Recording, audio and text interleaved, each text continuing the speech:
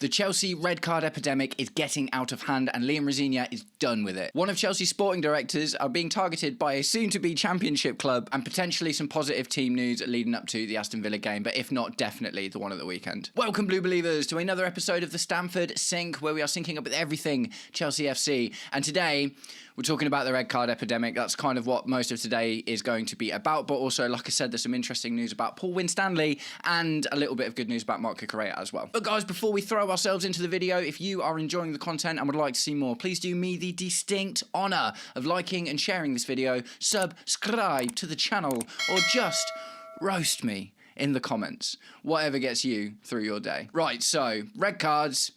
Record setters. It's not the record you want, is it? It's absolutely not the record you want, but we're going to talk about it a little bit. So, a couple of graphics have been doing the rounds recently on social media pertaining to Chelsea and their red cards. One interesting one, which I didn't grab for this video, actually. It's about RXG when we've got 11 players on the pitch and we are like joint second in the league, basically, for goals that we should have scored. So, essentially, there are some statistics floating about to say that had we have not had all of these red cards, things would be going a bit better. But the one that's been doing the rounds that I want to talk about today is this one, and it is the Chelsea red card 11 nearly there from Talking Points, right? This is the 9 players that we have had sent off this season, and the fact that they nearly make up a reasonable starting 11 for what you would assume could probably do reasonably well in the Premier League. So, obviously, we've got Sanchez in goal. He got sent off against Man United very early in the season. The defence made up of Malagusto, Wesley Fofana, Trevor Chalobah and Marco Correa, who, other than Malagusto, that's like basically our starting, including Sanchez, that's almost our entire starting defence, isn't it? Moises Caicedo, obviously, we know that he likes getting himself a card, and, you know, he didn't get one in the Arsenal game, actually, which is good. I was kind of expecting him to, but he didn't, so that's gone well. Pedro Neto, obviously, most recently sent off. João Pedro was sent off in the Benfica game in the Champions League, and Liam Delap, obviously, got sent off twice. Is it twice? I'm not sure, but he elbowed someone in the face once, didn't he? So it is just absolutely ridiculous, isn't it? And what this shows you, the really, really important thing about what this shows you is the narrative that has been surrounding the red card situation is, oh, Chelsea have got a young squad. But none of these guys are the young players. Do you know what I mean? I mean, they're not old players by any stretch, but for the most part, almost every single player on the pitch here, almost, are our experienced heads. Robert Sanchez, 28, is he? 27, 28? Malagusto, 22, 23. Okay, he's kind of young. Wesley Fofana, 24, 25. Trevor Chalobah, 25. Marco Correa, 25. Moises Caicedo, 23. João Pedro's 23. Pedro Neto, 25, nearly 26. And Liam Delap, yeah, okay, he's like 22, I think, at this point. But when we talk about, like, the young players and the kids and stuff, it's like, these are some of our experienced heads, man. Pedro Neto is our oldest and most experienced attacking player. Wesley Fofana has been around the Premier League for years. Trevor Chalobah, 25, again, kind of getting towards one of the oldest. Marco Correa, literally, has been so good for us this season. So I think this kind of dispels the myth that the players that are getting sent off are all young and inexperienced and stuff. Do you know what I mean? It's like, you know, you just got to look, you know, Sanchez has been in the Premier League for years, Fofana, Premier League for years, Chalobah, Premier League for years, Marco Correa, Premier League for years, Pedro Neto, Premier League for years, João Pedro, been in the Premier League for a good couple of seasons now. So, you know, this idea that it's even just about the youth, I think, is, you know, there is a nuance and a balance to it, in that if we had a Thiago Silva or some older, more experienced players around the squad in general, then maybe that would help kind of like bring the noise down a little bit when these things are starting to kick off. But in general, there's something else going on, and it's really difficult. And obviously, Enzo Maresca didn't know what it was. Liam Rosenior hasn't quite figured out what it was yet. But ultimately, it is the main issue seems to be, like, the majority of the cards that we've got haven't been straight reds, and they haven't been, you know, maybe apart from Moises Caicedo, I'm not sure. But these second yellows are normally off of the back of an initial one for dissent, right? For arguing with the referee. That's what happened to Pedro Neto the other day in the game. He argued with the referee to get his first, made that ridiculous challenge that got him sent off. So the issue here, largely, and the thing is, it's like, it'd be lovely to say, oh yeah, you know, the rules have changed and refs have obviously got a lot more license to kind of throw out and hand out cards than they used to, but this isn't happening to everyone in the Premier League. Do you know what I mean? It's like we've literally just set a record. This is unprecedented for Chelsea ever to get this many red cards in a season. And the other teams that have come close is like QPR and stuff. We're not talking about other teams that were in the upper echelons of the Premier League and, you know, we're trying to challenge for titles and stuff. Do you know what I mean? It's like discipline is so important at our level. And the issue seems to be there's leadership, maybe, I think, is the, and yes, maybe you could put that down to experience as well, but there isn't someone that the players are scared of enough not to act out on the pitch, right? And that maybe is a problem in itself. So, like I say, it's a balanced argument, isn't it? Because looking at this, like, these players aren't, you know, there's not a teenager in this entire thing, and we've got, you know, a reasonable amount of very young players, do you know what I mean, in the squad. That's 100% true. But, you know, like I say, I'd love to know what you guys think about this in the comments. Like, what is the source of the red card epidemic? Do you know what I mean? It's just absolutely wild. And like I say, the issue is, you know, there have been some straight reds. Like, I think Robert Sanchez was a straight red, wasn't he? I think Liam Delap got a straight red at some point as well and got like a 2-3 match ban or something. So it does happen sometimes, of course, and sometimes in a season it's going to happen. Like, you know, if we could get through an entire season without having a player sent off, yeah, fantastic. But this is crazy, man. Even Graham Potter managed to keep a lid on his team better than this. So, you know, I don't know what's gone on and what's been able to develop and fester and where it started, because it kind of started, if you think about it, really, the back end of last season with Nicholas Jackson getting sent off in that Newcastle game, and then Nicholas Jackson getting sent off again in the Club World Cup. Do you know what I mean? So although we're talking about 9 red cards in the Premier League, and I think it's like 11 in the season total, we're talking about even more than that if we include like the back end of last season, this kind of connected period that isn't just in seasons. And ultimately, we never really got a break, did we? So it's all just carried on. So yeah, something's been going on for a while. It seems to have festered during Maresca's initial period, and I don't blame Liam Rosenior for not being able to wheedle it out yet, right? So we're going to move on to a couple of tweets and stuff that have been made about this. Obviously, Rosenior did his press conference for the Aston Villa game and largely, obviously, spent a lot of time talking about Chelsea's disciplinary record and what he plans to do about it. So, Rosenior was asked about why Cole Palmer and Enzo Fernandez were taken off at the end of the Arsenal game, and he said Palmer and Enzo were subbed off due to them having yellow cards. Rosenior adds he cannot afford players to get red every 2 to 3 games and will pick teams based on who's showing improvement. So, already, this is such an epidemic that we're not even just talking about, you know, the players getting carded. We're talking about team changes being made because the manager is concerned that we might lose players for the next game. And we need to be focusing on what's going on in the game. Do you know what I mean? Like, in the game itself. And we can't be like, I can't risk Cole Palmer getting another yellow because I need him for Aston Villa. Do you know what I mean? And stuff like that. I can't, you know, it's just absolutely wild that we've even gotten to this point where it's like we're making this many decisions about the team in games that we need to just focus on that game for, because we're worried about having players available for the next game as well. So, like I say, dissent to the refs 100% just needs to stop. It just needs to stop. I don't know. I'm not getting into the conspiracy that, oh, you know, the refs are targeting Chelsea or whatever. Like, no, I don't believe that at all. I believe that if this was happening, if this much dissent and this many issues was happening at any other team in the league, they'd have the same amount of yellow cards. I don't believe there's some conspiracy against this. I genuinely just believe that that there is a systemic problem that we've been talking about for a really long time now. Do you know what I mean? And like I say, I think it originated with Maresca, but Liam Rosenior hasn't as of yet been able to fix it. So, like I say, that comment there just from Rosenior in itself is damning. It's a damning indictment of the situation that he's in. Do you know what I mean? He can't just manage his team. You know, we've already got myriad fitness issues. Do you know what I mean? We've already got enough issues with having a young squad and the centre-back pairings not being very solid. And on top of that, he's now having to in-game manage based on whether he thinks he can trust his players to be available for the next game. And that's absolutely terrible. So he's been asked essentially, what are you going to do about it, Liam? What is the plan in order to sort this out? Now, I read an article yesterday about how Chelsea have been letting the team try to make themselves be accountable without Liam Rosenior coming in and cracking the whip and getting the stick out and taking the carrot away. Do you know what I mean? But he's had enough now. He's had enough. And we all have, to be honest, haven't we? We all have. Like, it's become a bit of a running joke, isn't it? We should be doing so much better this season than we are. And for instance, if we hadn't have got half of these red cards, like, we would have more points. We probably would have got something out of the Man United game right at the start of the season. And things genuinely just probably would be different, wouldn't they, if we weren't dealing with quite so much. And supposedly, per Simon Johnson, Liam Rosenior has warned Chelsea players they now face being dropped for poor discipline. And I don't think you can do anything else other than that. Do you know what I mean? Like, we've got conversations coming out about, like, Moises Caicedo wanting a pay rise and stuff. Do you know what I mean? And it's like, whilst as a player, technically, individually, it's like, yeah, brilliant. It's like, you need to keep a lid on that. Like, Moises Caicedo hasn't been sent off recently, but he's in a situation whereas if he gets 2 yellow cards in the next 4 games, then he's got a 2-match ban, which is, absolutely monumental for our season when we're coming into this final run-in.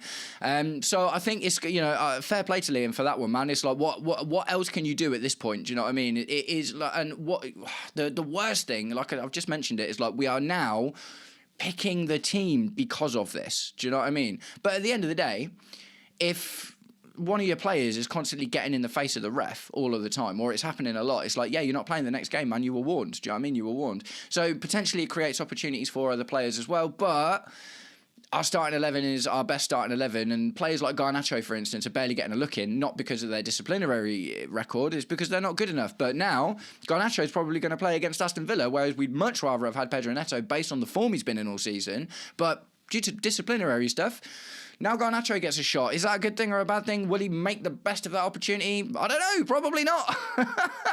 So, moving on. Right, so more like, this is per the Telegraph.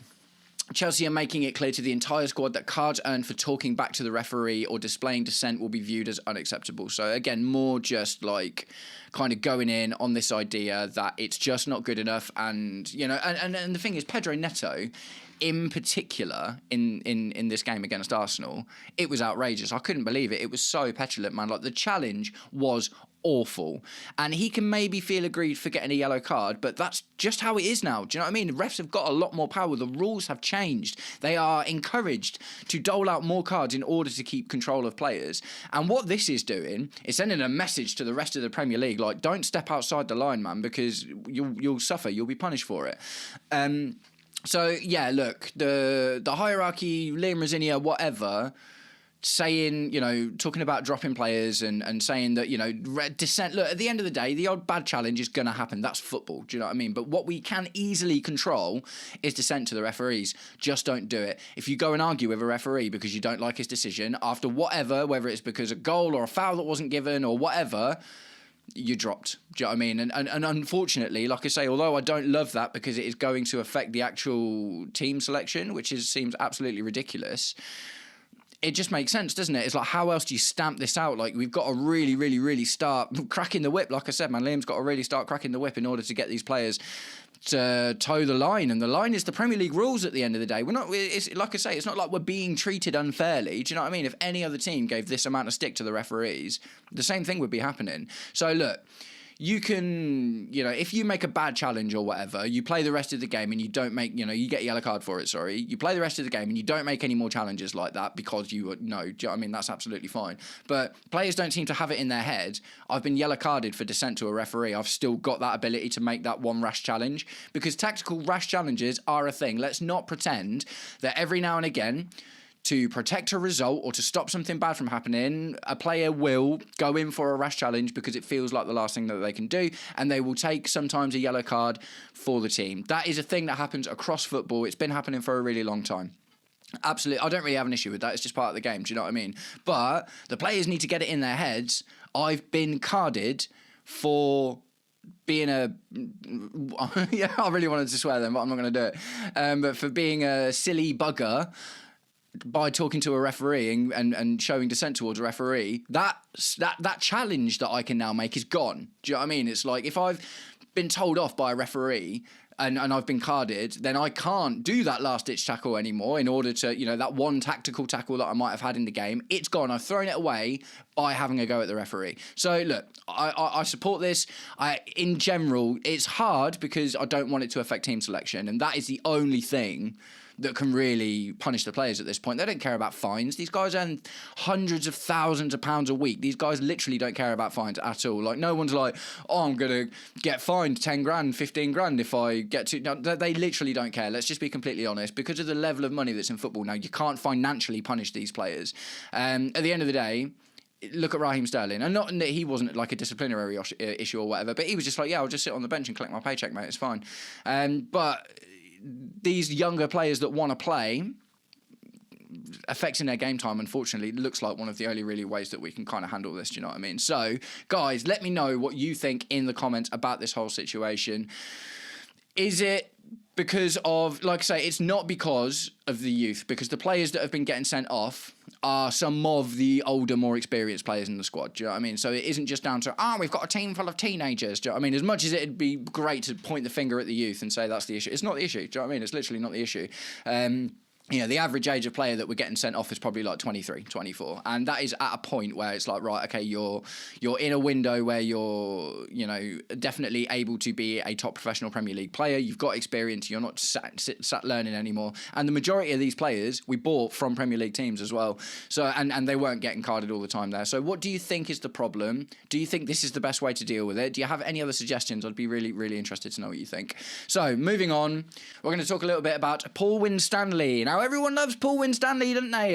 There's nothing but lovely words for the sporting directors in my comment section and comment sections across the board, aren't there? No, obviously not. People are not happy with the sporting directors at all. The transfer strategy has been incredibly highly scrutinised, and rightly so to an extent. Do you know what I mean? I like the idea of buying the best young players, but what we're not doing is we're spending money that isn't improving the team a lot of the time. Do you know what I mean? These players are going out on loan, or we're developing them elsewhere, or we're buying 16-year-olds for 20 million and we're buying Amari Kellemans and David Datro Fofanas and, Kendry Piazes are obviously turning out not to be really the best kind of players. So although in a football manager FIFA kind of way, you buy the young kids and they develop and stuff, but it's obviously not as simple as that. So the news has come out that Paul Winstanley is being targeted by Tottenham. Obviously, enormous shake-up happening at Tottenham at the moment. They've just got, obviously, their new manager, but he's only the interim, Igor Tudor. Daniel Levy, obviously, has been posthumously removed from his post as the caretaker of Tottenham by the board in the last few months. And that Patrici, I can't remember the guy's name, but the sporting director that they've had is essentially doing a terrible job in buying bad players, and the transfer strategy and footballing direction of Tottenham is not going very well at all. I think, in truth, although Ange Postecoglou, was at fault for some pretty terrible results, I think you can see by looking at Thomas Frank, who obviously did so well at Brentford, got Premier League experience and knows how to galvanise a team. I think it's quite easy to, as we will with Paul Winstanley, which is why the story is interesting, but it's easy to point the finger at Tottenham sporting director and say, okay, the players you are buying in are not good enough and they are spending far too much money. They spent like 60 mil on Dominic Solanke, do you know what I mean? And it's just not working out, and there's a culture issue there. So in light of that, and in light of the fact that they're potentially going down to the Championship next season, if they manage to survive this season, massive overhauls needed at Spurs, obviously, isn't it? And they are apparently targeting Paul Winstanley. There was another guy as well, but they have inquired about Paul Winstanley to see if he'd be interested in joining the club. Now, Tottenham have made a check on Paul Winstanley, but he is not expected to quit Stamford Bridge. So this is a weird one, isn't it? This is a weird one because a lot of fans definitely would be like, yeah, go, get him out, see you later, happy to lose you to Tottenham, do you know what I mean? And to be honest, it seems a bit bizarre to me that Tottenham are looking at Paul Winstanley, looking at our record with buying players over the last few seasons and being like, yeah, we'll have a bit of that. That'd be great. So obviously they're going to know much more about his actual direct involvement than we are with the squad. Do you know what I mean? It's difficult because we've got so many sporting directors, which is kind of part of the problem as well. Because we've got so many of them, it's difficult for us as fans to know exactly what influence Paul Winstanley is having on the team and the structure, because he's one of the head Lawrence Stewart is the other guy. Lawrence Stewart and Paul Winstanley are like the head sporting directors, and then you've got the other guys underneath him, like Dave Fallows and a couple of other guys that work in sort of separate parts underneath him. So this will be an unusual one. And mainly, probably for most Chelsea fans, this will be a bit of an annoying one, because a lot of Chelsea fans would love to see the back of Paul Winstanley, but it sounds like he's not going anywhere. The problem I see with this is like, it just raises the question about Paul Winstanley in general, doesn't it? Is like, if he's not expected to quit Stamford Bridge, then there is basically, it sounds like there's not much pressure on him from the board, and that is unusual when you look at results, right? And I'm not even just talking about results on the pitch. I'm talking about the results of the entire thing. Do you know what I mean? The entire transfer strategy that we've been doing. If a financial statement came out the other day, and Chelsea are at the absolute, for the 24-25 season, or the 24-25 tax year, we are at the absolute bottom of the table, the Premier League table for that year, for losses, right?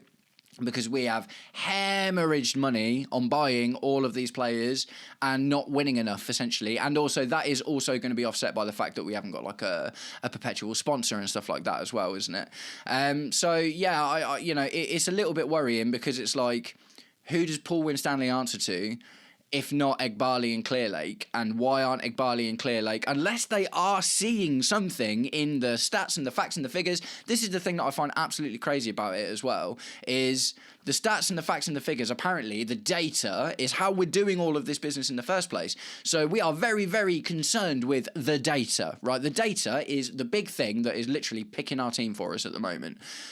But the data also, as far as we as fans know from what has been released, the data is also saying that spending 20 mil on Omari Kellyman wasn't a good idea. Do you know what I mean? It's little stuff like that, isn't it? Spending 80 mil, 80, well, not 80 mil, it was like 60 plus 69 mil on Mykhailo Mudryk, even before he got banned, wasn't a good idea.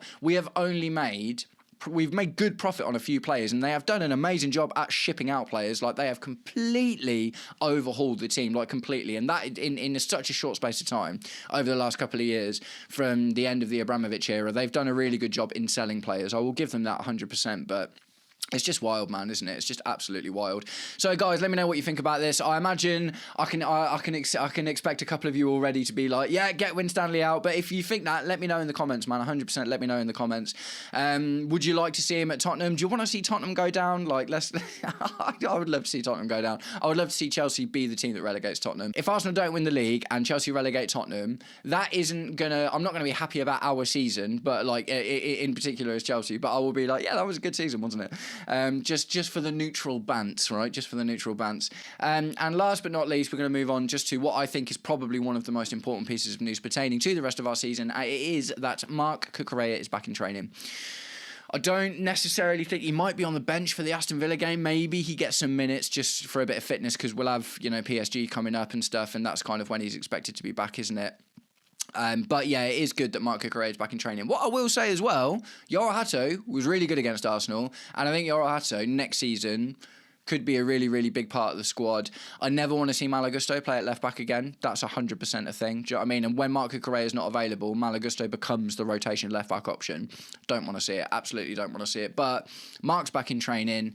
That's really good, because we need some solid players. And hopefully he doesn't get sent off again, because he was one of the ones on that red card 11 earlier, wasn't it? So I'm going to do a preview tomorrow for the Aston Villa game, and then we'll do a starting 11 and stuff, because I enjoyed doing the one for the Arsenal game the other day, even though the Arsenal game didn't pan out the way we wanted to. But ultimately, look, Marc Cucurella going to be back soon, and Romeo Lavia is nearly ready to start, and Dario Asuga goes back in training, and do you know what I mean? We are getting closer to having the team fully available to us.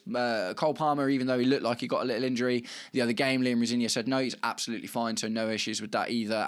And Cole Palmer is starting to look like old Cole Palmer. Not in terms of like the numbers, obviously, but in how he's playing and his attitude on the pitch.